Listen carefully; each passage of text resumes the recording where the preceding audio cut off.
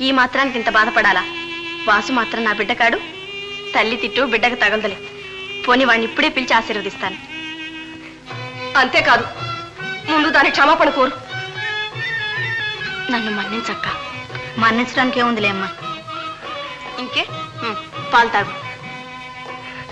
అబ్బా, ఇన్ని పాలు నేను తాగలేనమ్మా. తాగలవులే, నాకు తెలుసు. తాగు.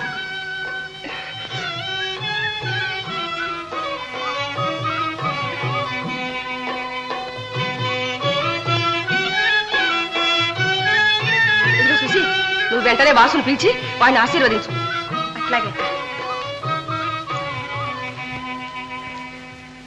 ఒట్టి పిచ్చిదమ్మా అది. మనసులో దాపరికం లేదు.